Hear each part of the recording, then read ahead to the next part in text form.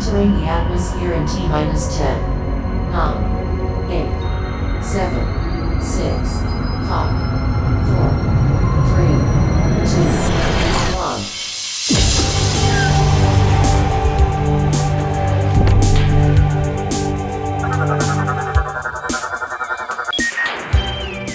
Hello everyone and welcome to the Omega Metroid podcast from OmegaMetroid.com. My name is Andy Spiteri, and I am joined by Doom Crossing Doom. We were a day late with our show last week, and by God, we are going to be several days early with our show this week. We weren't quite sure if we were going to do an emergency show after the Nintendo Direct, and I think we decided that there was enough that we're going to do it. So here we are.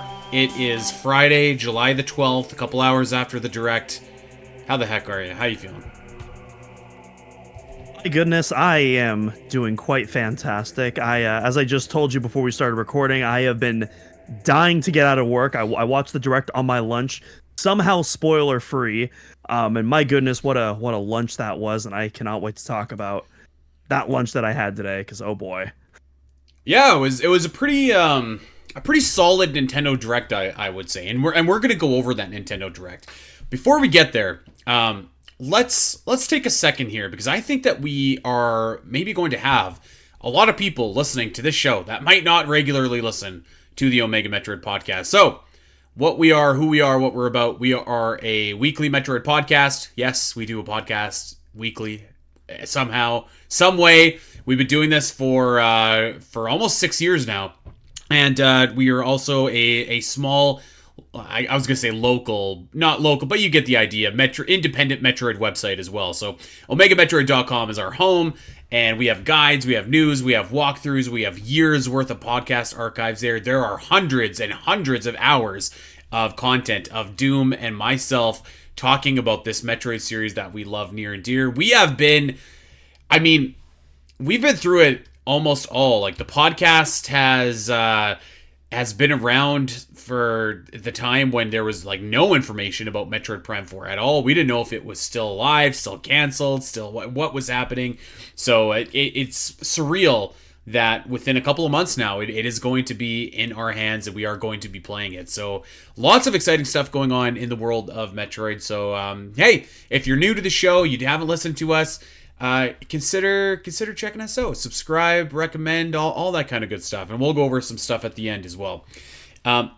Let's tee everybody up for what we got coming for the next couple of weeks here, Doom, because there's a lot to get through. There's a lot to get through here. Today, we're going to talk about Metroid Prime 4 in just a second. We're going to talk about the release date. We're going to talk about some of the stuff that we saw in the trailer. And we are going to just talk about our thoughts on what we saw. Because go figure, there does seem to be some division among the trailer that was shown today. But we're mostly, by large, going to be talking about the Nintendo Direct as a whole. So we'll talk about Metroid Prime 4, and then we're going to talk about some of the other announcements that we saw as well. Next week, we're going to do a frame-by-frame analysis of this trailer, see if there's any clues, any thoughts, any little tidbits that we can come away with. And because I definitely noticed a few things while I was watching this trailer on my second watch. And then the week after that, so about 2 weeks from now, give or take, we are going to be opening the floodgates up for fan questions. So if you watch that trailer, if you have thoughts, let us know, because we're going to answer them. We have a bunch of thoughts and questions already in our Discord, which is great. So keep them coming, and we're going to get to them and try and see if we can figure some stuff out on the way to Metroid Prime 4. Let's start off here. Let's work backwards, Doom, from the announcement here. Let's not waste anybody's time. Let's just get right into it here. Metroid Prime 4. We were talking, and I would say it was on the cusp of, is this game going to get delayed or is it not going to get delayed?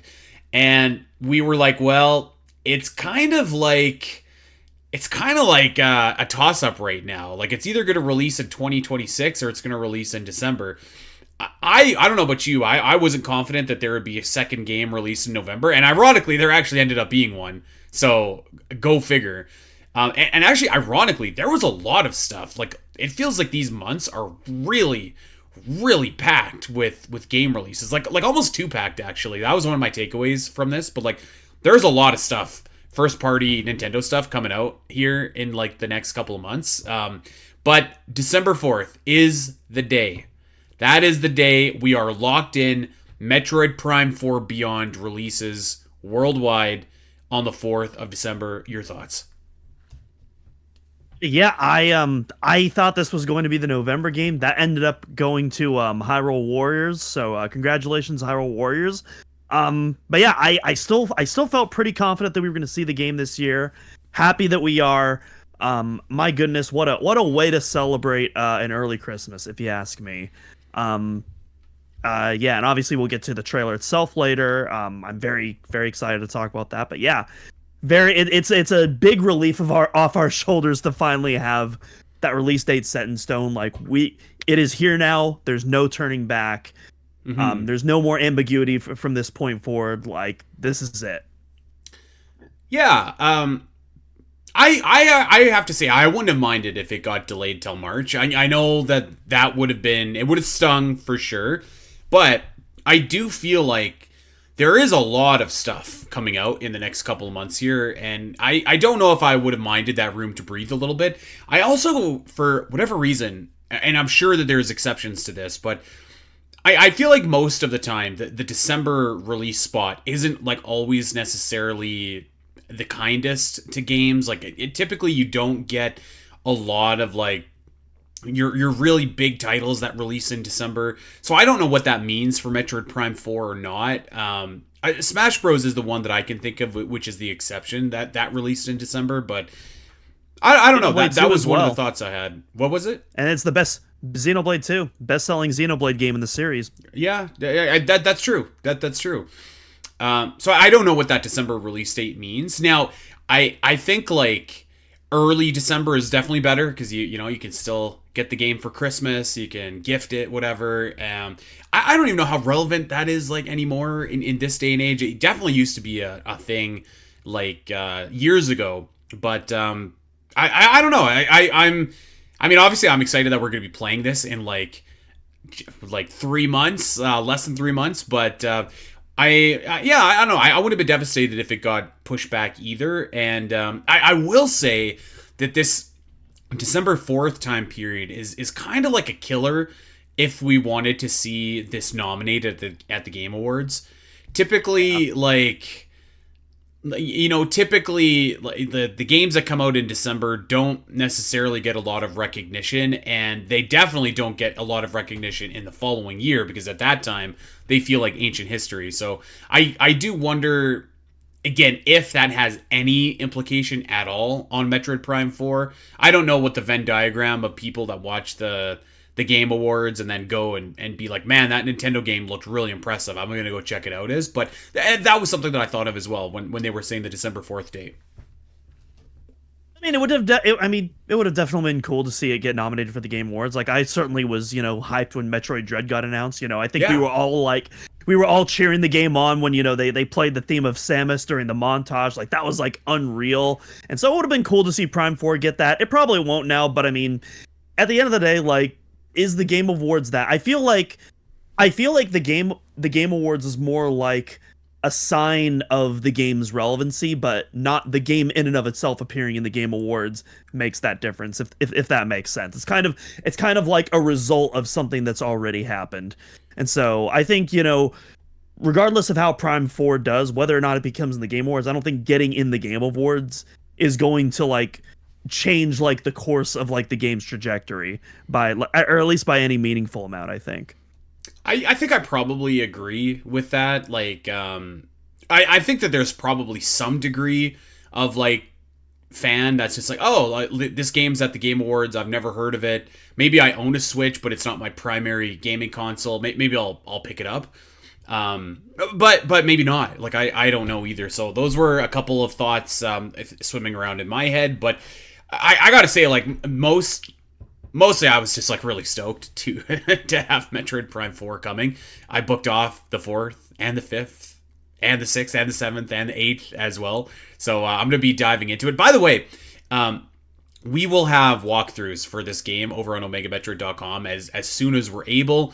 Again, we're a small volunteer organization here, so we're gonna play and enjoy this game and then get to work on it. So that will be incoming. But I mean, like, we'll have the map and all that kind of stuff as soon as we got it as well. So keep it locked in for that. But yeah, that's nice and soon, you know. And at that point, to be honest, like December 4th is like, what's the difference between if it released in late November, you know, for that big holiday game? So maybe there's not really much of a difference. So excited that we finally have confirmation about when this is going to be released and put to bed. I know that, like, this was driving people nuts, which is funny because the people that were freaking out about the lack of release date were driving me nuts. So now everybody's happy. I will say, we got to talk about something that didn't show up. And it's time for me to throw in the towel. Metroid Prime 2 and 3 HD are not happening, folks. It kills me. It pains me. I really wanted it, but I have to throw in the towel at this point. Maybe someday we'll get. Because we got a release date now. If you were gonna date the game, unless there's like another. Amend what you're saying then too. They're not going to come out before Metroid Prime 4 because I never thought they were. Out. Okay, I was a believer, but I have to throw in the towel at this point. I think we'll get Prime 2 on the GameCube NSO classics at some point at the very least. Maybe Prime 3 if they add Wii to the classics. But yeah, I think dedicated ports are. I think that dream is dead. At least pre Prime 4. Maybe post. We'll see. But yeah, I think post Prime 4 is like definitely on the table.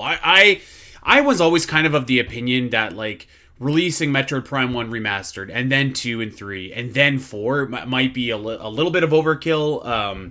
The argument, of course, could be made that, like, it really gets people primed, no pun intended, for Metroid Prime 4, but I don't think... You know, a lot of people actually today asked me, like, hey, do I need to play Metroid Prime 1, 2, and 3 before playing Prime 4? And I was like, no, ironically, you probably need to play Federation Force and, like, Metroid Prime Hunters, actually. So I don't think that that's any kind of, like negative that they're not coming out. And I think that they are going to come to Switch. And in fact, like, we're going to talk about it. There's a couple of Wii games that are packaged up that I could see, like, identically doing the same thing with Metroid Prime 2 and 3. So I wouldn't give up hope just yet, Doom. I hope so, but, like, yeah, I really did think we were going to get, like, the Pikmin 1+2 treatment here, but another game that we'll talk about ended up getting that treatment instead. It sure did. One of my favorite games of all time, in fact. So I thought that this was like a little bit odd, but and by the way, odd, but also, like, extremely awesome. There is not only one, not only two, but there are 3 Metroid Prime 4 Amiibo releasing, and I was, like, so stoked about this because, like, you know, I thought there would be one, okay, and I thought that it would just be like a Samus Amiibo, which we have like a million of those, and we got the Samus Amiibo, and it, you know, it is what it is. It looks really great, but it just looks like Samus kind of doing Samus things. However, there's that Amiibo, and there is the Samus and Viola Amiibo, which we're going to talk about Viola in just a minute here, but those are actually coming out like a month before the game releases, which is curious. I don't remember that happening before. Do you? Yeah, I certainly don't remember that at all. Yeah, I completely forgot about that until you just mentioned it. But yeah, those games. Yeah, so I don't know why they're doing that. I don't know if it's just like, you know, a shipment thing or whatnot, or a production thing, tariff thing. Who knows? But, like, yeah, that's. Someone correct us if I'm wrong, but that definitely feels unprecedented. Yeah. I don't think it has any. I don't think it has anything to do with the game itself. I would imagine it's like a real world issue, if anything. But yeah. Hey, who knows? This Samus and Viola Amiibo. Oh my lord! This might be my new favorite Amiibo, like, of all time. This looks so great.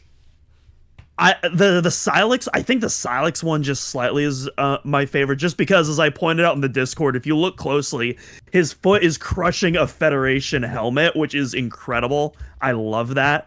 But yeah, the Samus and Viola Amiibo, just Peak vibes. Absolutely love it. And I even love the I guess it's technically not the default Samus, she still has the jewel, she still has the purple lights, so it's still Prime 4 themed. But yeah, I'm Yeah. a big fan of all of these. Actually, I did have a feeling we were gonna get a Samus and Silex one. I definitely was not expecting a third amiibo. Definitely not with Viola. I don't think any of us were going to predict that one. But yeah, I already pre-ordered the amiibo while I was at work. I got 2 sets of the Metroid amiibo, 1 set to unbox, 1 set to keep boxed up and sealed for the display. Nice. And then I also pre-ordered both the Mario Galaxy amiibo as well. Nice. I didn't pre-order. I'm gonna do that literally right now on air. I'm gonna pre-order those. You know what? You I'm want gonna me say. you want me to keep talking while you do that so that you can focus? Well, here. Let me say one thing, and then I'll turn it back to you. But I was actually like really, really I guess surprised maybe, but relieved almost that we got a Silex amiibo, because I wasn't like totally sure about that, to be honest. Like, like most games, you kind of get like your main character, if that, right? And like Metroid is not quite at the level, as we know, of like a Mario or a Zelda or anything like that. So I was like, I could see them just doing like Samus and that's it. And like I'm sure they would do like the Prime 4 Samus, which they did, but you look at the amiibo, like the standard one where Samus is doing the pose, and you're totally right. She's got the psychic, the vision gem in her helmet, but it kind of looks like, a lot of the other amiibo. Like it looks like the Dread Various suit a little bit, but I was really stoked with the Silex amiibo. I didn't even notice that he was like crushing a Federation Trooper helmet. That looks so great. And yeah, I was just like I was really pumped. Like all these amiibo look absolutely fantastic, and I'm a big amiibo guy. I love seeing them. So yeah, I was quite happy about those. But it's weird because the Silex amiibo releases on the same day that the game does, but then the other ones release a month earlier. So who knows? Yeah, that's weird and interesting. Also, definitely, yeah, we are now in the age of very expensive amiibo. Me and Joey were talking over on Twitter or Blue Sky, I can't remember which one, but he was saying, "Hey, remember when amiibos used to cost $15?" And I was like, "Actually, do you remember when they cost $12? There was actually a time where they were even cheaper than that." But each of these ponies are gonna cost you about $30 each. So you do the math and you see how many I bought, and you can probably see why my bank account is screaming at me right now. You're 100% right. I will say this as, I guess, a small, not even defense, but just like the amiibo look like 1,000% better than when they launched. Like you look at P-Stick Link versus Silex, like it's a difference for sure. Dude! I forked over $300 for all the amiibo I bought and didn't blink once. So hey, don't worry about me. I'm doing just fine. I am so stoked to add that to the holy Metroid display that we have going. Yeah, I can't. It's so exciting that we're about to add some Prime 4 stuff to this display, as well as the I was surprised they mentioned this during the trailer too, but they mentioned that trilogy art book that's coming out. As well, which I didn't think they were going to talk about it. Like they didn't really reveal any new details, but it's like that's not a thing that I would have expected them to even bring up in a direct. So I thought that was kind of cool in its own right. But yeah, it's all coming together, baby. It's all coming together. Well, let's talk about the actual trailer. And again, we're going to go really in depth into this next week. But let's talk about it. The singular biggest takeaway from this trailer was the reveal of Viola, the motorcycle companion that Samus looks to be riding. And so as of the time, and actually the amiibo is what broke this, but like at the time that red and black suit wasn't named and we didn't know what it was, so we've just been calling it the Beyond suit or whatever. That is officially confirmed to be named the Viola suit now as well. And you have to imagine it is obviously linked to this motorcycle. One thing that I did notice about the motorcycle, and we can maybe get into it, and I don't know if it's the same object or if it's just a similar property, but at the core of the motorcycle is the same kind of relic or whatever that Silex shoots in the prologue to initiate this whole conflict. So could that be something that, is that specific artifact? Could it be something else? I don't know, but they definitely have a connection. And we've been talking about wanting to find out what the main hook of Metroid Prime 4 is, and I think we found it. It is the addition of Viola, and let's not call it an open world, but like certainly a vast landscape that you could ride around in. And there was a lot of, in my opinion, bad faith takes today about this desert. And like, I'm not saying that you have to enjoy, like the offering that Retro and Nintendo has given you, but I came away like really, really excited for this after watching this trailer, particularly seeing how Metroid is looking to evolve in a big way with this entry. Yeah, I saw this trailer and like literally I was in my break room, like I was like trying so hard not to scream, and I think I did it successfully. But this is like the most hyped I've been for this game by far. I think for people who've been with the podcast, when Metroid Prime 4 was first re-revealed, when I first saw the trailer, I didn't like it, but then right before we started recording, I kind of started warming up to it. And then during the second trailer, I was like, I'm not quite vibing with this yet, but I see that there's a lot of potential here. And I'm getting this feeling that like we have not seen, like we're just barely scratching the surface of what this game is offering. And then I noticed the desert in the cover art, and I'm like, that desert is very prominent in that cover art, and there's lots of various locales there. And that tells me that something about this desert is important, but it's not a traditional Metroid area. It's not like a room. It's not a hallway. It's very vast and open. Yeah. I think that this is going to play a role in what this game's main hook is. And my goodness, call me a prophet. No, but like, my goodness, this looks incredible. This is the most ambitious Metroid game since the first Metroid Prime, and I'm absolutely stoked. It looks incredible. It also doesn't look like it's overwriting the traditional Metroid experience either, because yeah, obviously Viola is the big focus of this trailer, but there's also plenty of stuff. Samus doing, typical Metroid Prime combat. There's some incredibly breathtaking looking environments and some cool details. We'll probably talk a little bit more about those once we do the frame by frame breakdown. But yeah, just some absolutely gorgeous looking environments, including maybe like a top 10 morph ball tunnel, which just absolutely blew my mind. Yeah, everything about this trailer was just a 10 out of 10. Like this was the moment that I needed for Metroid Prime 4. Like I was on board, no pun intended, and I was gonna be hyped regardless. It's Metroid Prime 4, but like now I am like, fully armed and ready to go on this game. I'm so happy. Yeah, I thought that the trailer was like really impressive. I thought that the scenes in the desert were really cool. I think we were all startled when we saw the motorcycle, like to start off with. But like I think it looks awesome. Like the combat on the bike looks really cool. I can only imagine like what that can mean for escape sequences or bosses or spider tracks. Like I'm picturing some Tron kind of stuff here. So I think that looks really cool.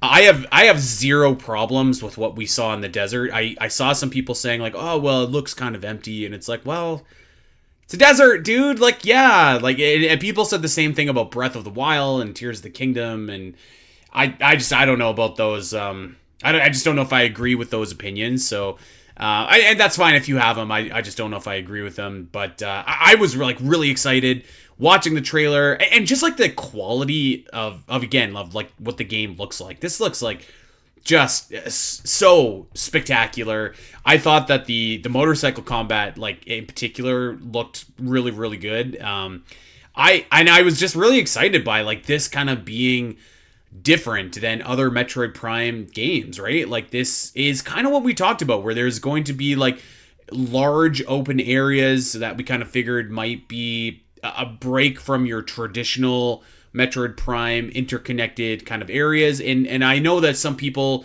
may be disappointed by that, but I do think like, it's been a long time since the last Metroid Prime 4 game, or since the last Metroid Prime game, excuse me. We probably were due for some tweaks to the formula. Like I don't know if this would have reached its full potential and being like such a long wait for this game if it just delivered us kind of like a Metroid Prime 1 experience in a different setting. So I think that like there's a lot of different stuff in play here, the psychic abilities, the open areas, the motorcycle, and it's all fresh, it's all exciting, and I came away from this trailer like really, really satisfied. I will still say that I could use like one more like really kind of cool story trailer to really hook it, like that Breath of the Wild 2017 trailer, like that's kind of what I'm hoping for Metroid Prime 4. Not that I'm not already like stoked. I mean, obviously I am, but like something that I think would like really, really elevate my excitement to the next level, and I think we'll probably get it. I think the marketing is just ramping up now that we have the release date. So really, really excited about what we saw. I didn't come away with like anything that I was like, oh, that's too bad when I saw it. The only negative I was just like is, man, there's a lot of video games coming out before Metroid Prime 4 in a short amount of time. So I hope that each one of them has kind of their own dedicated, stream of promotion.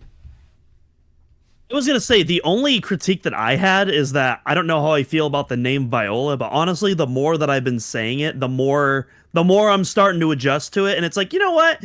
There's a lot of purple theming going on. Violet, Viola. You know what? Maybe this is a naming, because that's a critique that I know Dak and I at least have had with some of the Metroid Prime 4 names like Viros and whatnot.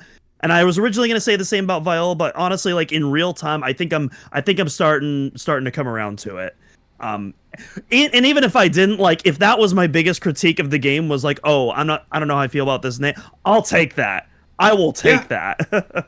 Well, I think we all also thought like Emmy was kind of a weird name when it was released too. Or at least I did, and it kind of, you got used to it right away. I will say I wish they would have just spelt it like Viola instead of like Vi-O-Law,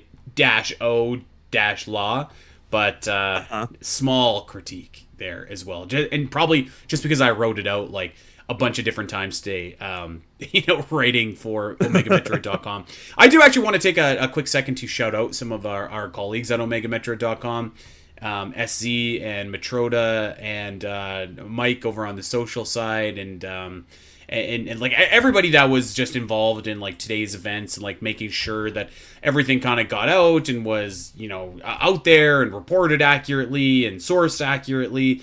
I thought that our team did a really great job. They always do. So yeah, I just wanted Sam's Dreamcast I forgot to shout out as well. So lots of different people make OmegaMetroid.com spin. So wanted to give them some love on the show as well. But yeah, I'm really stoked. Like I'm really excited for this. Like it feels surreal that it is coming like so soon. Yeah. And this is another thing that I've constantly said on the podcast, but I was always of the mindset that was Nintendo, they didn't reboot Metroid Prime 4 for no reason. They didn't they didn't just be like, we feel bad for the Metroid fans. Let's throw them a bone this one time. Like, no, they rebooted Metroid Prime 4 because they saw an opportunity, they saw an investment, and they would not do it if it was, for lack of a better word, just another Metroid Prime game. Mm-hmm. And so I was always of the mindset like, no, I am adamant. There is something about this game, something that is going to change our perception of what a Metroid game can be. And as you alluded to earlier, I think everyone is aware of what that is now. Is everyone on board with it? Definitely a little bit of... I feel like most people are on board. At least most of the discussion I've seen, people seem pretty hyped. I've definitely seen, a little bit of people that are at least skeptical. Not too many people that are dooming. Apparently the Metroid subreddit is dooming, but like honestly they're always dooming and I don't really care about them. Yeah. But yeah, I don't know. Everywhere I've looked, at least in my bubble, everyone is either really hyped or cautiously optimistic but skeptical. Yeah, I would say that the reaction that I've seen has been almost universally positive. There are going to be people, I think, that are resistant to change, I think is fair to say. And I mean, like, hey, let's just, we'll have to see how it goes. Like, we're thinking that if this is incredible as it looks, like this is going to be a home run change, but maybe it's not. I don't know. Maybe they have a point, and we'll see. But I mean, I am very, very optimistic. I have seen a couple people say like, I'm disappointed that the desert looks empty enough, and I don't agree with that, but I can't say that that's like a completely invalid critique either. We've seen so little, and there was so much else in the trailer that was packed with stuff that like I don't know if that is part of a good faith argument, but we'll see.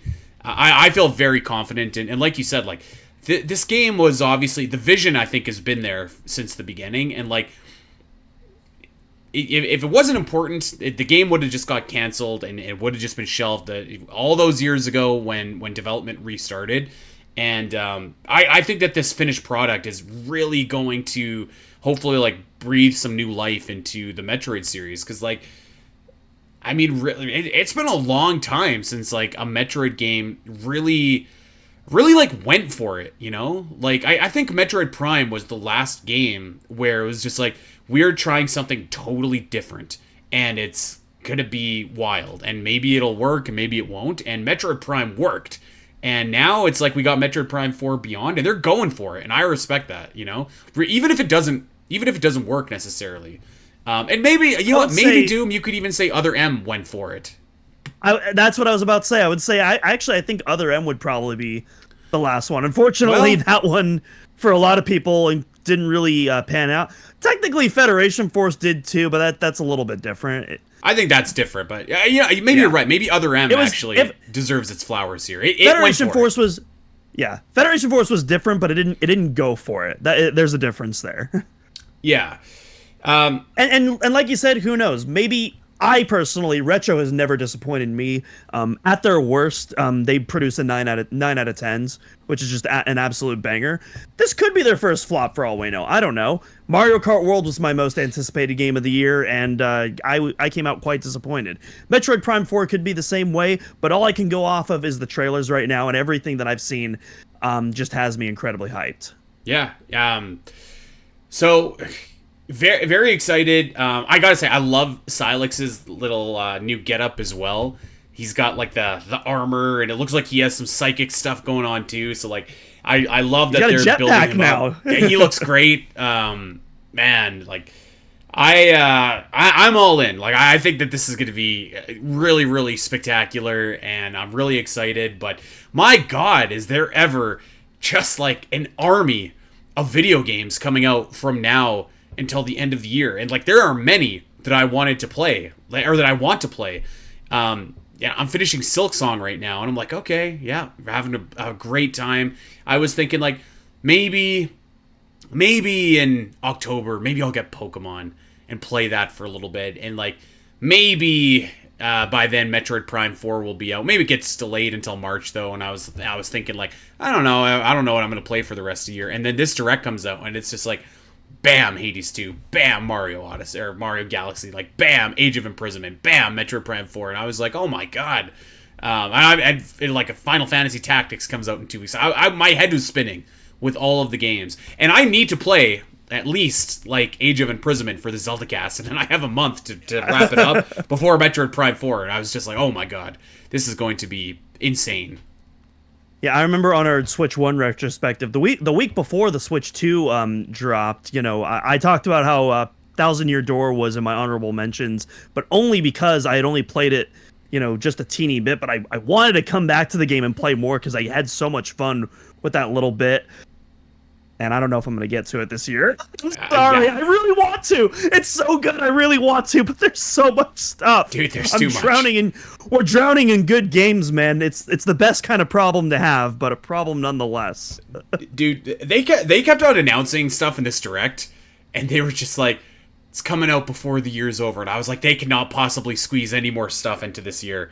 And they squeezed it into the year. So yeah, lots of stuff announced in this Direct. And I guess let's transition over. We'll talk about the Nintendo Direct now.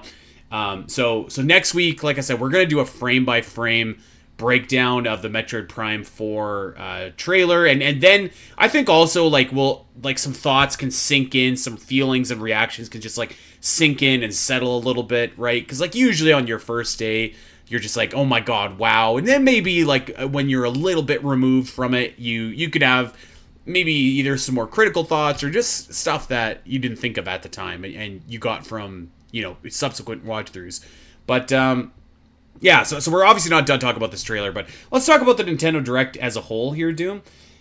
What did you think of this Direct? Because on one hand, I was like, there is a ton of games that I'm really looking forward to playing that were announced in this Direct. And then on the other hand, I was like, there's something about this that I don't know that I would say that it was like the best Direct I've ever seen. I thought it was a fine Direct.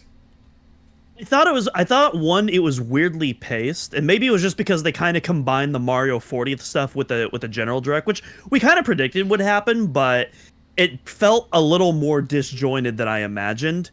And then also kind of related to that as well, lots and lots and lots of Nintendo Switch 2 editions.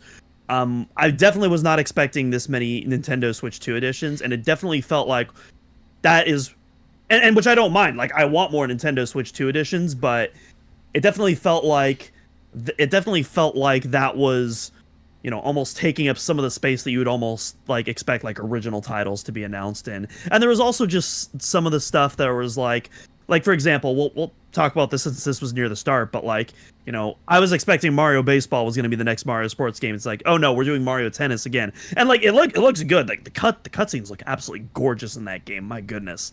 And the story mode hopefully turns out as ambitious as it looks, but it was like, oh, that's kind of a bummer. We just got tennis already on the Switch. I was, it's been like eons since we got baseball. I was hoping that we would get that next, but so yeah, there was stuff like that. Overall, I thought it was a fine Direct. Certainly not a bad Direct by any means. No.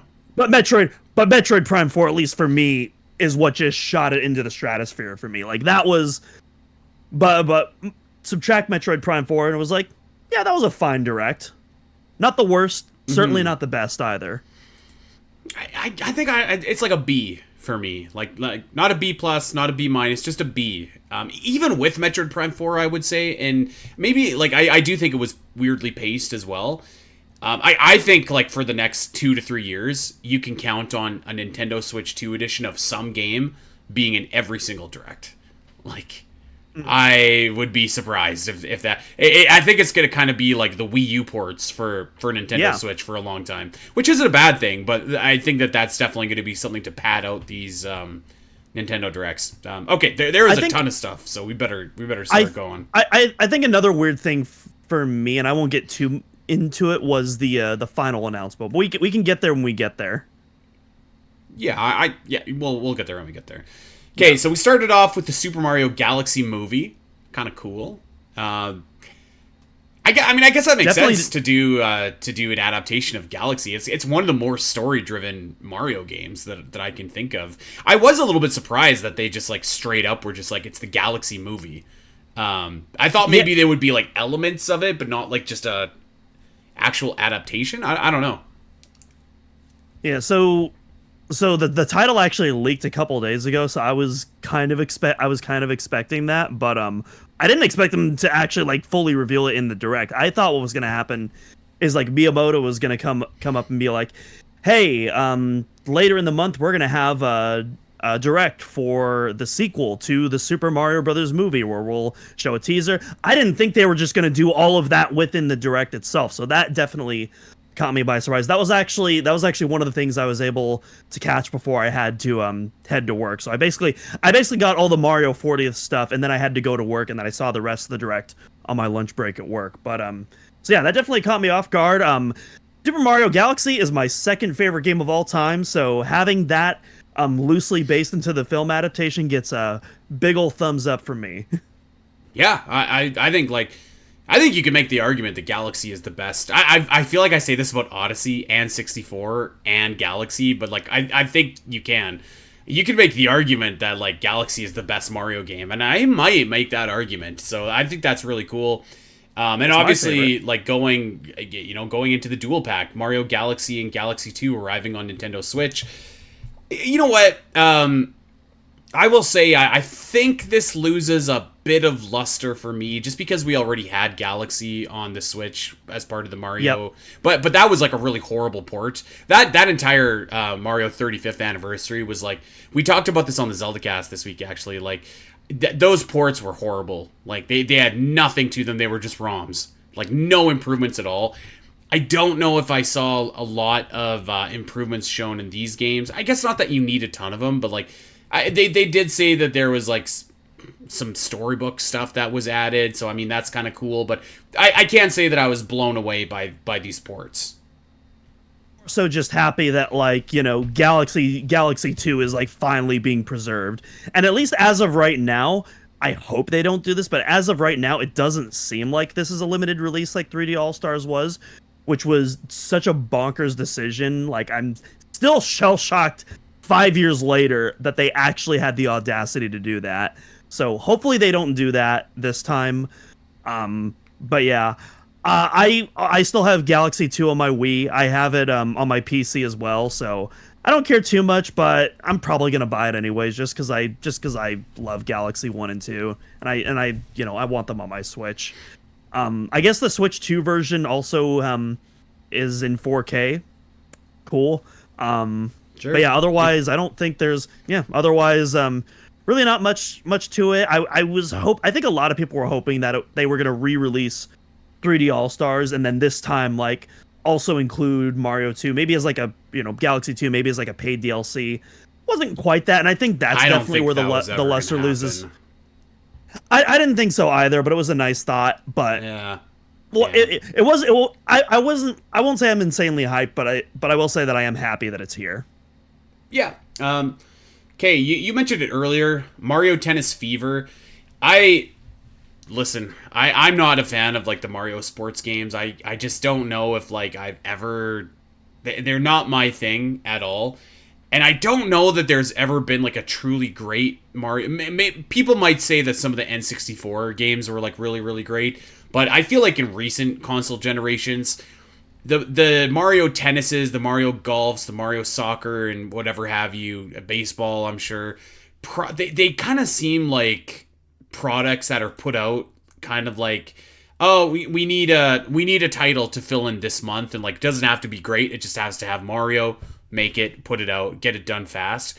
That's kind of the gist I got from this game. I could be wrong, I could be assuming, but yeah, these games just aren't for me. But another Mario Tennis is on the way. That's the thing. There was a time where Mario Sports was like super. I would say from N64 all the way to the Wii, like those three consoles was just banger after banger for Mario Sports. The 3DS start definitely faltered a bit. Mario Golf, I haven't played that one, but I've heard from other people who've played that, other sports fans, that that Mario Golf on the 3DS is really good. But yeah, obviously the Wii U was infamously horrible with sports. And the Switch hasn't really been great either. I thought Tennis Aces was pretty decent, but left me a little bit disappointed. And then, yeah, a bunch of the all the other games afterwards just like really left me disappointed. So I'm hoping Tennis Fever is different, but I'm definitely gonna be waiting for reviews on that one. Yeah. It looks very pretty. I'll say that at least. Yeah. I mean, as it should, like, right? Like it. We should be giving points for that, I don't think, but it does look nice. It does look nice. Super Mario Wonder Switch 2 Edition with the meetup in Bella Bell Park. As someone that has Super Mario Wonder, I have to say I will probably be skipping this as well. I thought Mario Wonder was actually fine. It was a really fun 2D Mario game, but I think I just kind of like prefer 3D Mario now. Like Metroid, I still probably prefer, like, or at least I like 2D as much as 3D. But Mario for me, like once you kind of went 3D, I feel like that's the way that I would prefer to play Mario now. But that being said, I like Super Mario Wonder. The DLC that they showed didn't do a lot for me, probably because it was like multiplayer focused, and I don't know. I just haven't played these games multiplayer. It seems like there is some single player stuff that they were teasing at the end too. I imagine it's going to be kind of like a Bowser's Fury thing, where it's like it's a relatively short campaign, but like Yeah, sure. I'll pay. I'm assuming that it's going to be a $20 upgrade, like a lot of the other Switch 2 editions. I'll pay $20 for some extra Mario Wonder content. I enjoyed the game. Yeah. And you know what? I'm sure that it'll be fun, but yeah, it probably wasn't for me at this point. I will say I really loved the like talking flower thing that they made. That seems like super annoying. You know what it reminds me of is like the fish, like the talking fish on the board, like from The Sopranos. I see that. Yeah, that looks to have the same kind of energy there. Yoshi and the Mysterious Book. First of all, what is this title? The Mysterious Book. No, but oh my goodness, this really caught me off guard. At first, I was like, okay, new Yoshi game, whatever. I was hoping for a Woolly World port. Then they showed the gameplay. Oh my god, what an incredible art direction! That like knocked my socks off. It's kind of like the Spider-Verse style where they have like these really slowed frame rates to like exaggerate the animations. Like this game looks just absolutely gorgeous. Gameplay wise, I definitely want to see a little bit more, but like just the art direction alone, like it just popped off the screen for me. So definitely a really probably the best Yoshi showing for me, which is saying a lot for a while. I gotta say, and I feel like I've said this like 3 games in a row now. This didn't do a whole lot for me. Typically Yoshi games don't, though. I will say, I think that they're kind of only like a step above Kirby games in that they're, I don't know, they're simplistic to a fault. This one does look kind of cool, like it's got some other stuff going on. I think that the art direction looks neat. It wasn't anything that I was like really wowed with, but I think that this will be like a fun enough like game to have on the Switch for those that like the Yoshi games. So I just I think it's cool that another one is coming out. So yeah. For those that are excited about this, I think that you know, I'm excited for you. I will also say the music did not annoy me like Crafted World, so already we're off to a fantastic start. There was, so we'll speed up here because there's a bunch of different titles that were shown. Storm Lancers, which is a couch co-op side-scrolling platform game. I actually think like this looks like okay. It's like a roguelike 2D slash 'em up kind of thing. You know what? Like I can't say I'll be getting this, but like if it came out and like the reviews were like 10 out of 10, I'd be like I could check this out because it looks neat enough. Kind of looks like Dead Cells a little bit actually. So yeah, I don't know. Stylistically, I thought it looked like kind of good. It stood out from like the other sea of titles that they had in this game or in this direct rather for me. Be real, there's only 2 third-party games I remember in this direct, and you could probably guess what those 2 are. Well, then you probably didn't remember Dinkum, which was the next game that came out.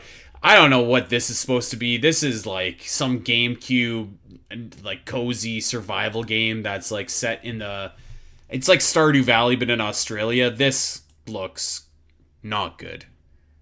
Not good. And I'm sorry to the people that made this, but oof. What was this the Minecraft ripoff looking game? Maybe I do. I wouldn't say it looks like Minecraft. It doesn't look very good. Okay. Okay, up next, I don't even remember this actually. Papucom. What the heck is this? I'm gonna watch the trailer quickly. This looks like I don't even know what this is. This looks like almost a Splatoon Fall Guy kind of mashup game. Obviously, didn't do a whole lot for us here.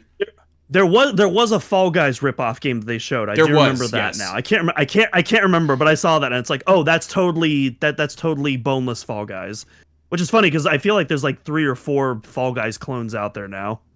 So this is yet another Fall Guys clone. Well, we'll get there. Tamagotchi Life, Living the Dream was shown. No release date. Tamagotchi Life. That's probably why I forgot because I was expecting a release date. But yeah, I don't really need to see more of this game. I just want to play this game. Like Tamagotchi Life isn't like a game where I didn't need to know the lore. I don't need to know the gameplay. Like the whole thing is just a surreal goof experience. And so it's just like I just need to experience it. This game like does nothing for me. This is not a game for me. I can't say that I'm like super stoked about it, but hey, you know what? If people are, then there's certainly some weird stuff going on in the game. I will say that. So, but yeah, I will be skipping this in spring of 2026. I can assure you that. Okay, so rapid fire, Mortal Kombat Legacy Collection with a K.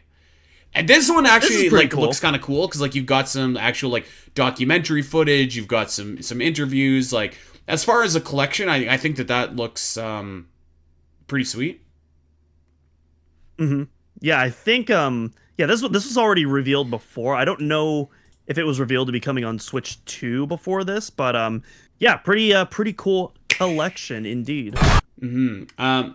We've got, sorry to everybody that just heard that, I was playing the Final Fantasy VII trailer, but we've got Final Fantasy VII Remake Intergrade coming to Nintendo Switch on in January, actually. So, like, could I be tempted to buy this game again? I think I could. And they also announced that the rest of the Final Fantasy VII series is coming as well. So, there you go. Yeah, that's right. They announced the whole trilogy is coming, including the third one, which hasn't even been announced yet. So. Yeah. So I did not have the DLC in the copy that I bought, so I might buy this again, man, because I thought Final Fantasy VII was like spectacular, and my God, look at this! It includes the original Final Fantasy VII if you pre-order.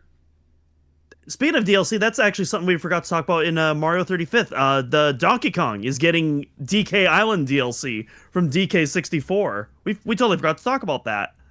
I don't think we got there yet. You're skipping ahead, Doom. I thought that was part of the 40th anniversary stuff. You thought wrong.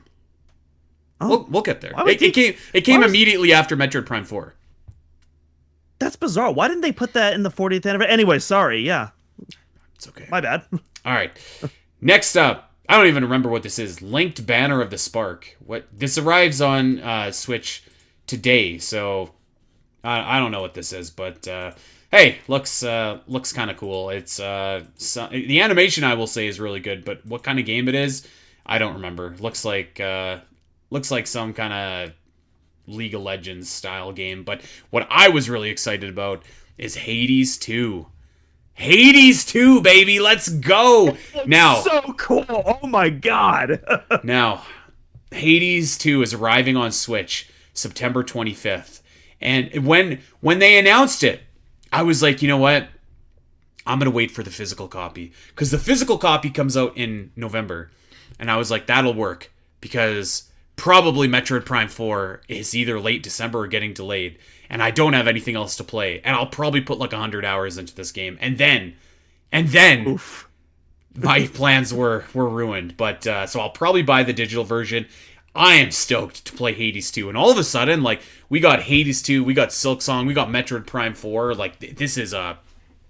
Wow, what a release. This just turned into a killer second year. Yeah. Oh my goodness. It did. This game looks so odd. Like the first game already was just so gorgeous with just such incredible animation and drawings. And the second one has just turned it up to 11.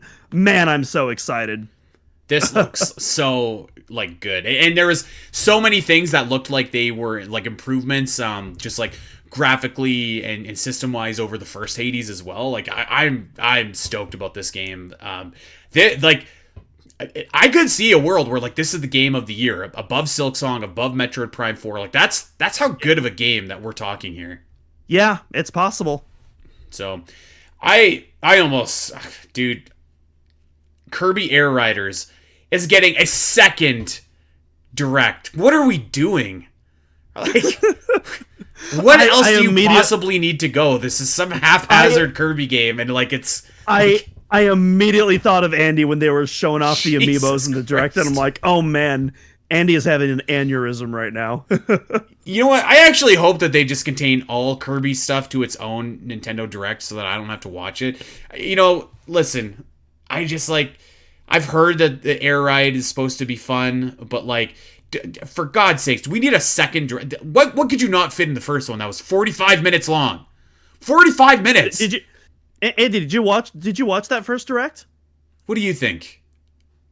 So then how do you know? How do you know if they fit everything in there? I don't know. I'm just saying, like, that's a long time. This entire Nintendo Direct was an hour, okay? And they announced like 60 games. You're telling me they couldn't give us everything that they needed to in 45 minutes for Kirby Air Rider? I think it's like charming that Sakurai's like so big into Kirby, but like, good lord. I just like, this game does like, it just looks Andy, like every other Kirby game to me. What if they add the Fred Durst hat that you got when you were playing Magic Mirror? Would that get you to buy Kirby Air Riders? I don't even know what that means.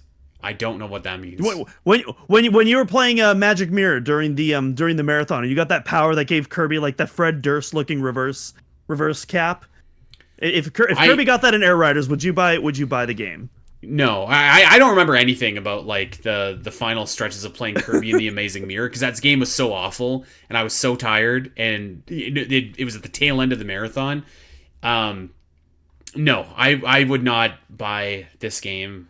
I hate to say, I think it looks. What could I say? Like, the graphics look great, and Forgotten Land, the graphics look great as well, but. You can shine up a turd, but it's still a Kirby game. I don't know. Hyrule Warriors, Age of Imprisonment, arriving in November the 6th, a month before Metroid Prime 4. I watched this and I was just like, oh my god, no way. I have to play this game and then I have to grind over the month to get it done for the Zelda cast, and then immediately go and grind for probably months to do Metroid Prime 4 Beyond. I thought that this trailer for Age of Imprisonment was awesome. This looks like... I know that the Warriors games aren't for everybody, but Age of Calamity, say what you will about the story, but the gameplay was really, really fun. I thought this trailer was like so good. I thought this was like... This took my excitement for this game up to another level. I can't say that I'm like bouncing off the walls anticipating it still, but like I am quite looking forward to playing this.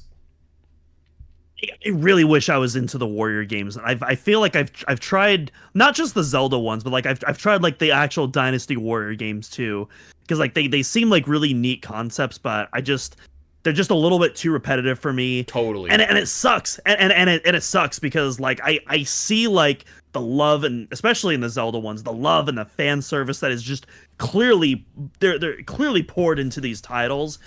And yeah, I really want to be in them, but I'm just not. In spite of that, this trailer kicked ass.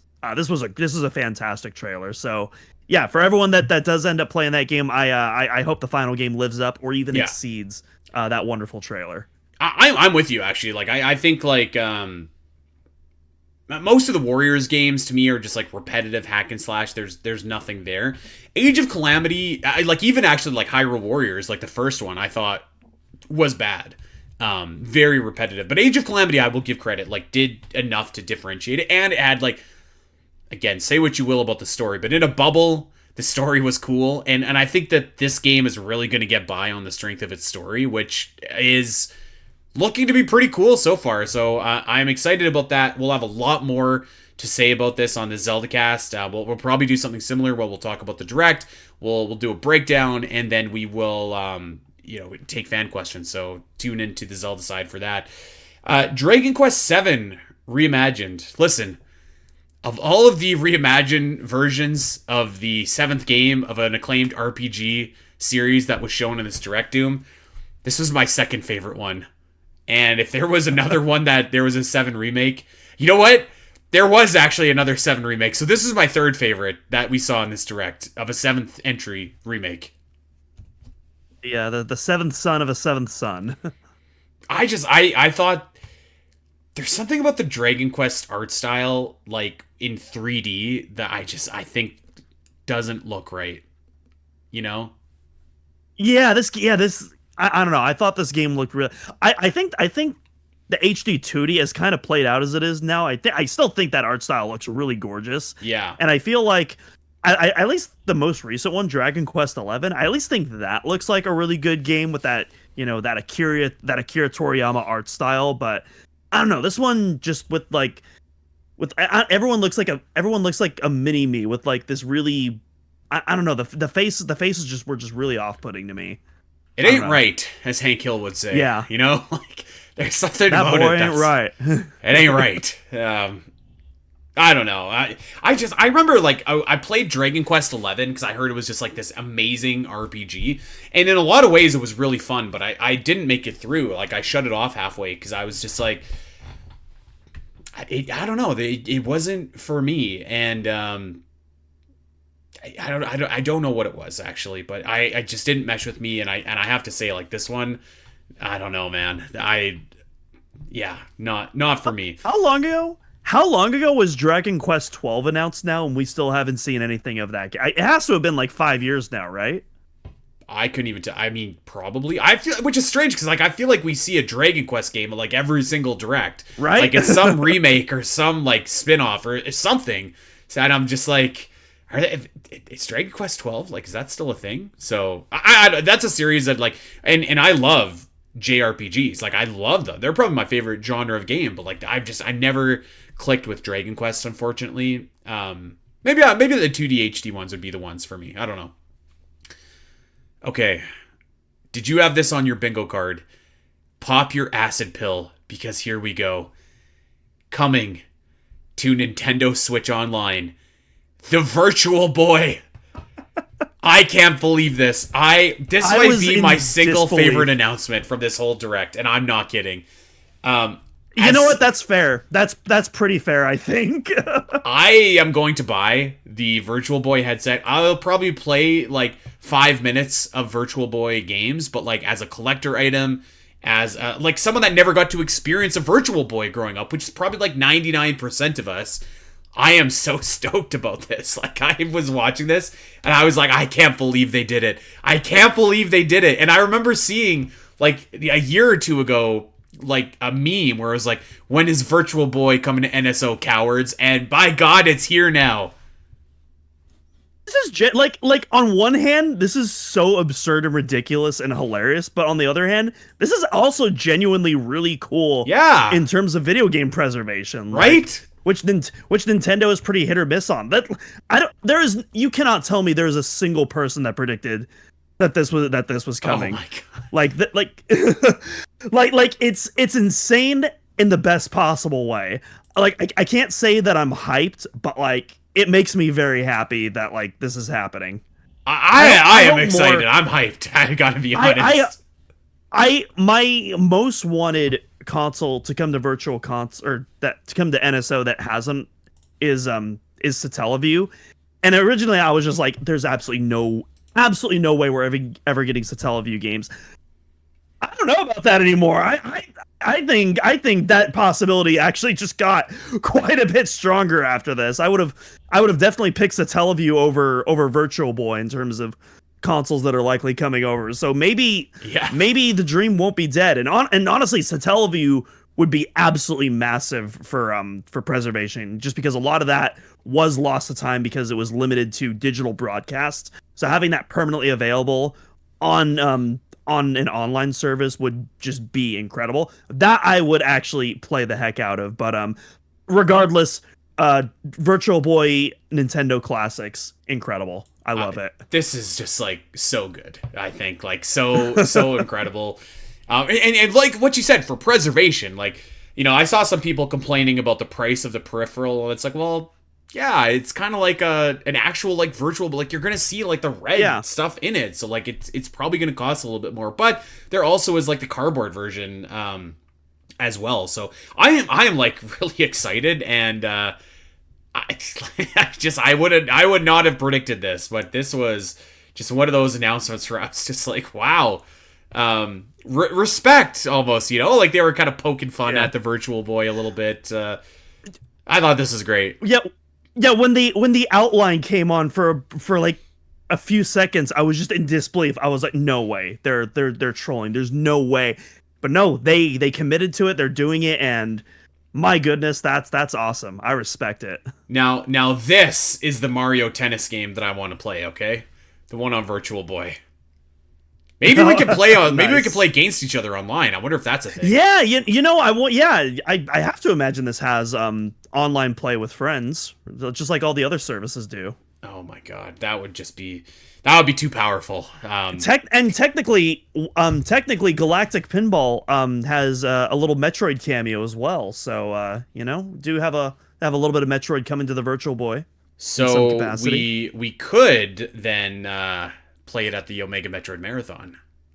Oh, there you go. Yeah, there we go. Okay, let's move on. Fatal Frame 2 Crimson Butterfly Remake. That rolls off the tongue. I have never played a Fatal Frame game.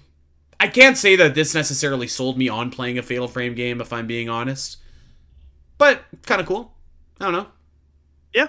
Yeah. Yeah, okay, let's move on. I don't have much to say either. A couple games that were announced, the Switch 2 versions of One Piece, Pirate Warriors 4, Overcooked 2, Stardew Valley, Human Fall Flat Nintendo Switch 2 edition, which is the Fall Guy ripoff. Yes.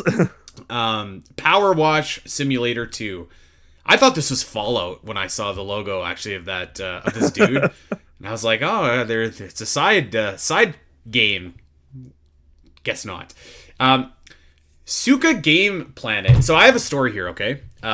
My wife plays basically this game on her phone, but like she plays it like, so she plays this game called Farmsville on her phone, which is like one of those games where like you have your little island and you farm and crop and build stuff. It's like whatever. It's got all those like little mini games that you can play, and there's ads in that game. And the ad has a game in it, right? And the game that she plays is this. So I was like, oh, Sam, you should get this this Suka Game Planet game. Like I think you'd like it. So as ridiculous as this fruit merging game looks, I actually like might buy this for Sam. To be fair, I think it's pronounced Suika Game. Correct me if I'm wrong, sorry, I have no idea if it is. Yeah, but I remember this game like actually like really popped off back when the original came out. So like I'm sure this one is gonna do gangbusters as well, especially on like mobile. But yeah, cool. Not for me, but cool. It's like kind of a fun enough like game that you can do. And the one that she plays is kind of like Tetris, where there's just like they fall from the top only. And this one you can like you have your little, I don't know what the hell this is, like a spaceship, and you could like circle around the gimmick and put your fruit in. I don't know, but hey, I think it looks cool for what it is. Metroid Prime 4 was next. We talked about that. And then Metroid Prime 4. Metroid Prime 4. I am really excited about this, as you were alluding to earlier, the Donkey Kong Bonanza DLC returning to DK Island. I want to talk spoilers of DK Bonanza for a minute, unless you don't want me to. I already looked up the spoilers, so okay. I don't care. I guess it's up to you if you want to here's what I'm gonna say. Know. For like the next 2 minutes, I'm gonna talk about spoilers from Donkey Kong Bonanza. So just like fast forward if you don't want that, okay? And I'm gonna start now. So here is your warning that we are going to talk spoilers from Donkey Kong Bonanza.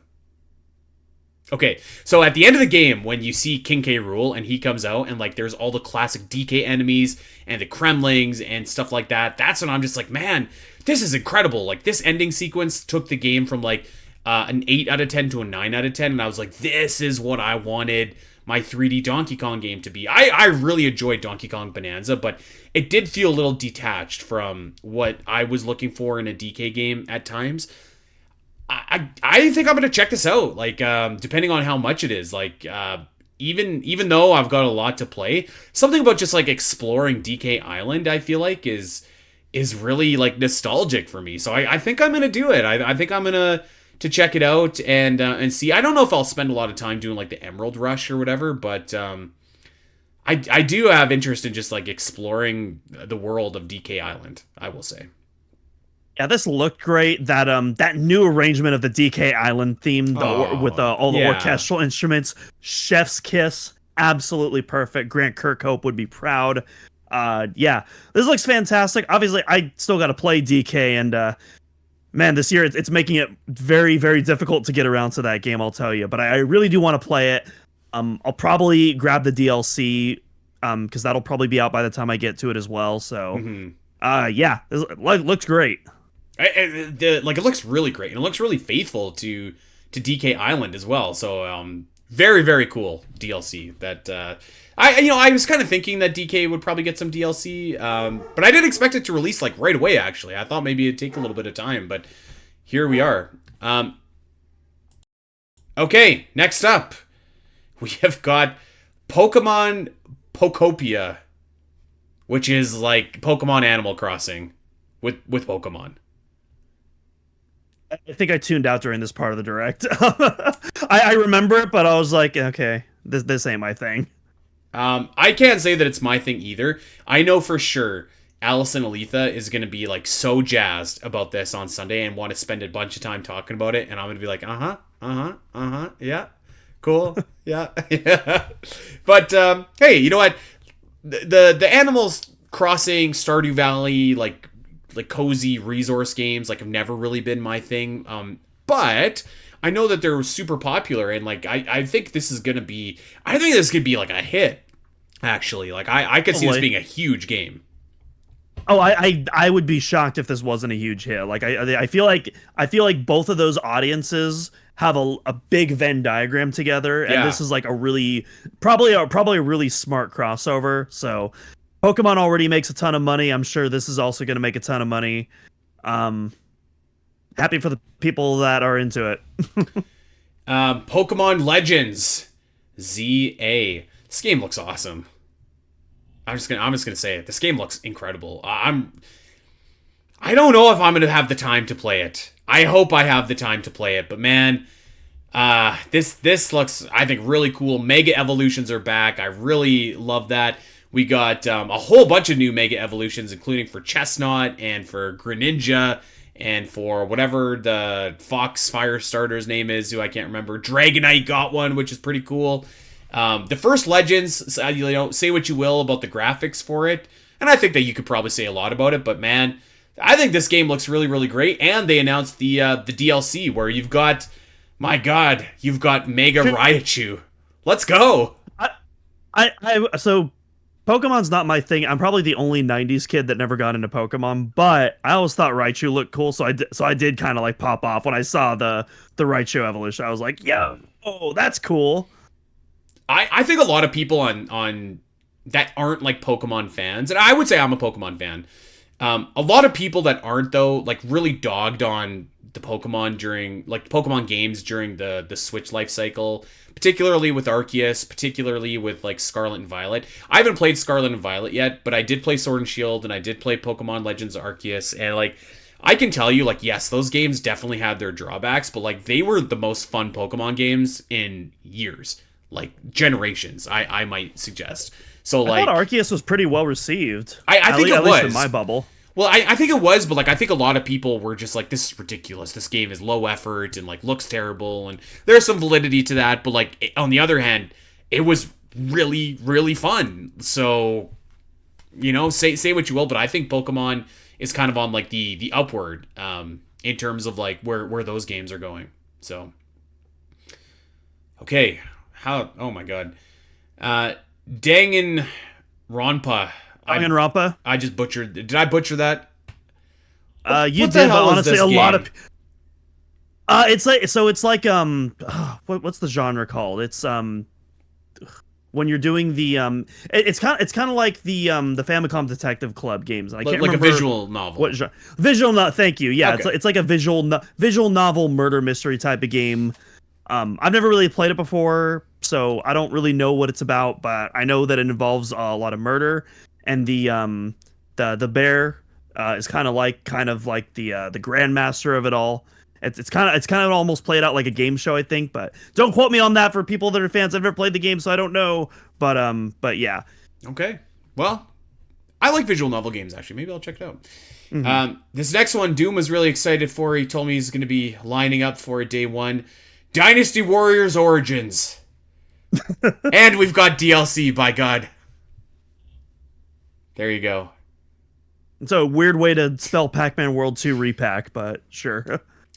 Monster Hunter Stories 3 Twisted Reflection. What a name for a game. Holy cow. There it is. You simply cannot have a Nintendo Direct without Monster Hunter showing up in some form or fashion, and here it was. Pretty sure this was already revealed at the partner showcase a month or two ago, but so It could another be appearance. these games, man. I gotta say they bleed together for me.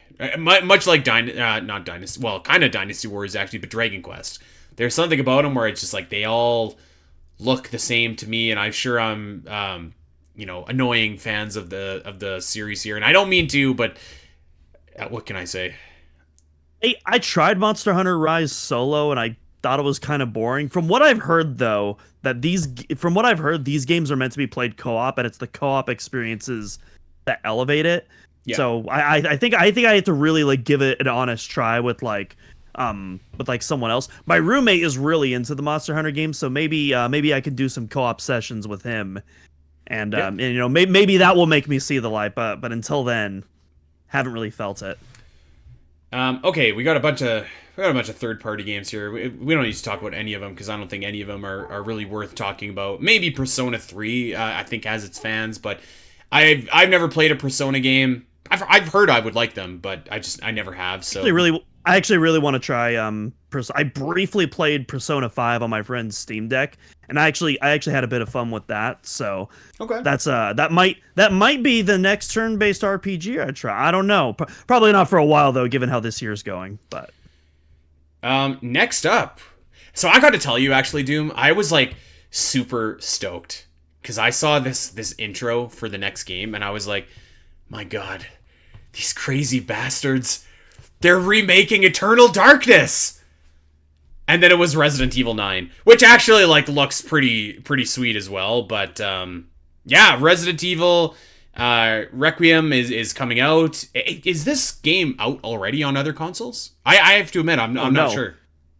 No. So this was announced during Summer Games Fest, and quote me if I'm wrong, I believe this is coming out day and date with the other consoles, and this is the first time they're announcing it coming to Switch. Because before then it was only announced for the other consoles and PC. So this was so I think this kind of surprised everyone because everyone just assumed that like, oh, if it comes to Switch 2, it's not coming for at least another year or two. But no, it's coming out day and date with the other ones. And then they're also bringing over 7 and 8 with all their DLC, which is pretty cool as well. So there you go, another 7 entry. Yeah. I tried the first Resident Evil on stream during Halloween, and objectively a very good game. I am too much of a pansy for it. It is just a bit too much for me. So I definitely respect the game. It's clearly quality, but I'm just a bit of a baby. So I really enjoy the Resident Evil series.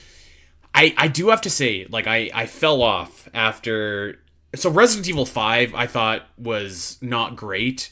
And then I was going to get 6, and I saw that the reviews for that game were even worse. So I was like, you know what? I'm not doing it. I didn't love the first-person view for Resident Evil 7, even though I heard it was really great, so I skipped it. And then I haven't gotten back into it. I did play Resident Evil 2 and 3 Remake, which were both fantastic. Haven't played the 4 remake yet, and I've heard that that's great too. So I think I might like actually take these for a spin. Like I think that they look like obviously like really good. I do want to try RE4, both the original and the remake. That definitely feels up my alley. Have you never played Resident Evil 4? Never played RE4, no, What? but I want to though.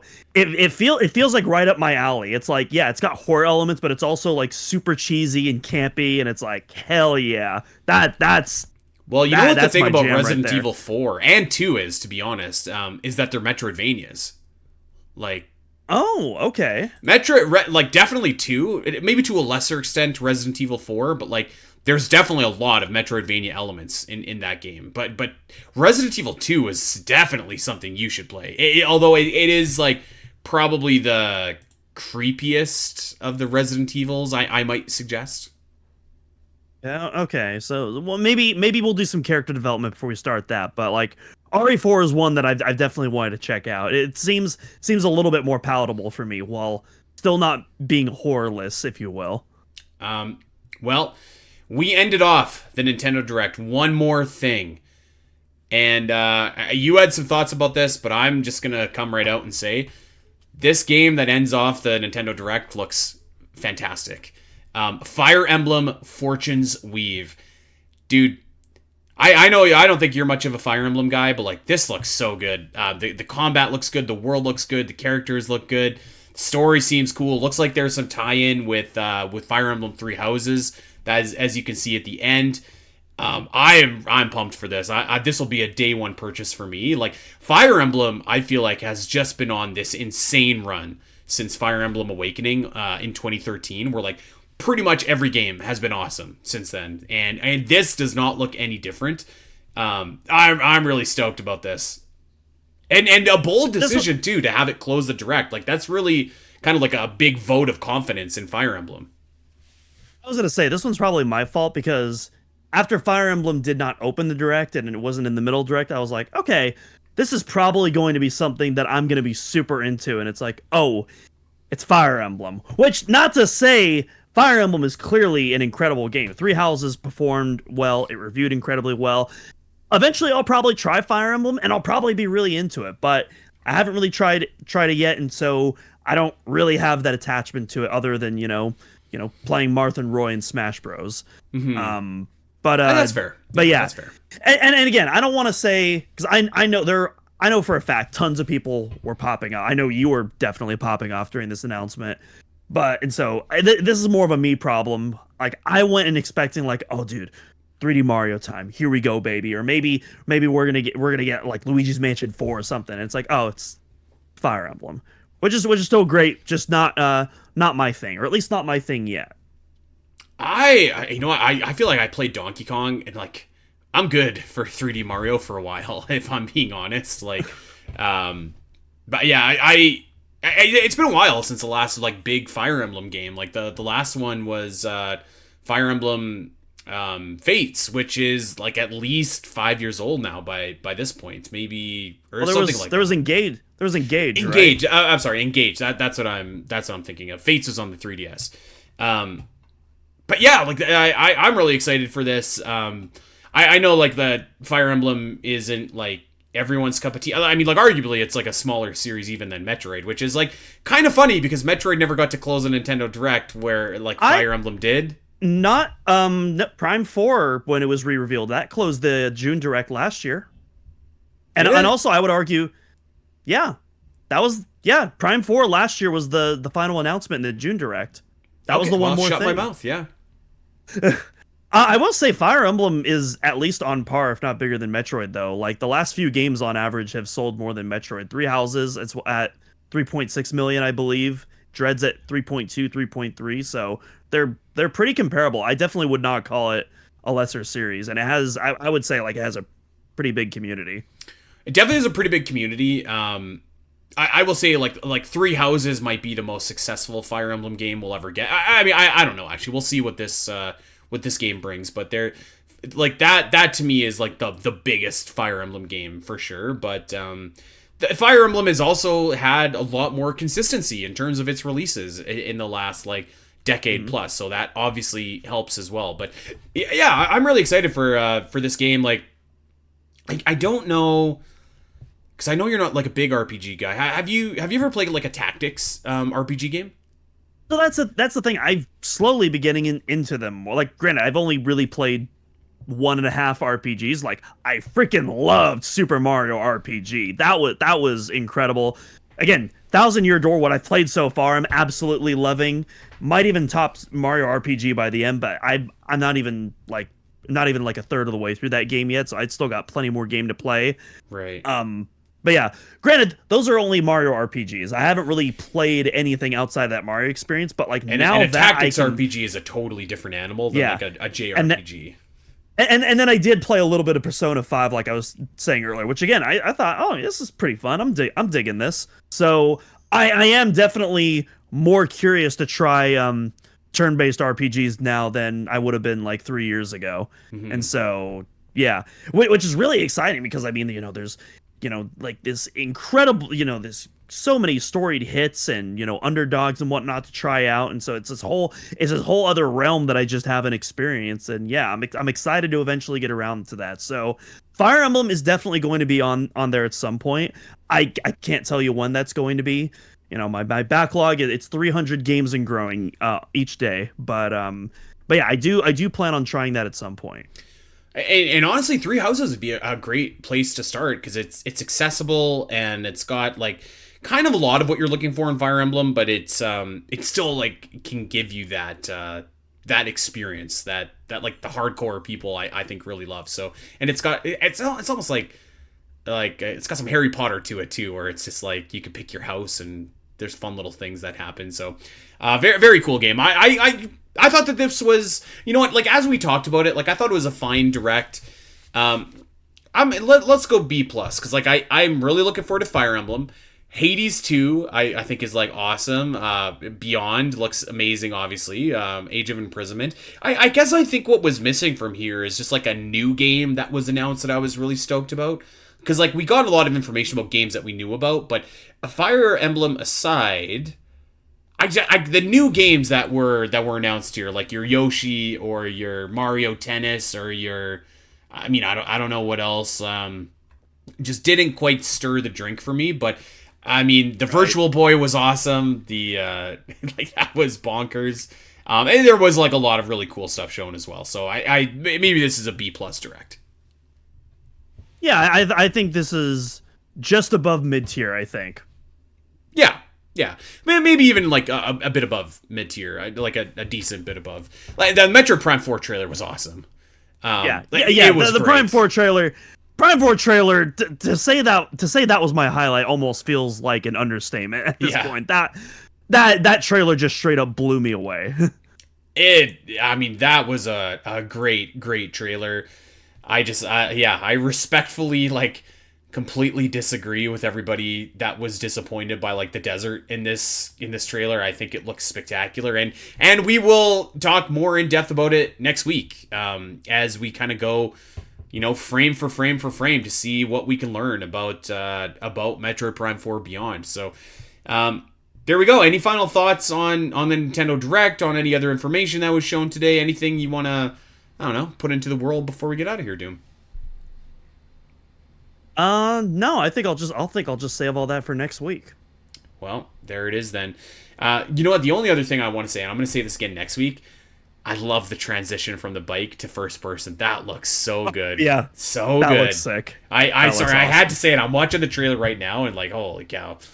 All right. Well, that is going to do it for us, everybody. Thank you so much for hanging out with us on this emergency episode of the Omega Metroid podcast. So we will not have an episode releasing in our usual time next week. We'll save it for the week after. So yes, that is what is going to be going on. We are going to get out of here, but before we do want to remind everybody that hey, go check us out wherever you get your podcasts. Go like and subscribe and recommend and rate and review. Tell a friend about the only weekly Metroid podcast on the internet. I don't know how we do it, but we do. Every single week, there is a new show. And every single week, you can find those shows on OmegaMetroid.com. OmegaMetroid.com has guides and tons of news, maps and editorials and thought pieces. Everything that you could ask for if you are a Metroid fan, including a link to our YouTube page where you can actually go watch these full-length podcasts with video. You can see our smiling faces, our reactions as we're doing it. Next week is going to be one where you definitely want to watch a video because we're going to be breaking down the trailer. We'll have that on the screen as well. So go and give us a sub over there. That'd be really cool. We also have a Patreon, patreon.com/SPNet. We just finished a series called The Great Metroid Area Ranking where we ranked every single area in the Metroid series. 86 areas that were ranked, and that just wrapped up last month. It was a 2.5-year project, so go and check it out. $4 gets you in the door, and there's a lot of other cool stuff there for you as well. And we're going to be debuting a new series. One of my best friends is going to be getting into Metroid for the first time, so I'm going to see if I can help him out and make a Metroid fan of this guy, and we're going to see how that's gonna go. The last thing that we want to let everybody know is that you can check us out over on Blue Sky. Give us a follow. I am at Spiteri316. Doom is at Doom and Lacrosse. We are at Omega Metroid. And hey, come and join our Discord too. It's been popping off today, as you might imagine. December 4th, everybody. December 4th. We're so close. Until then, take care, everybody.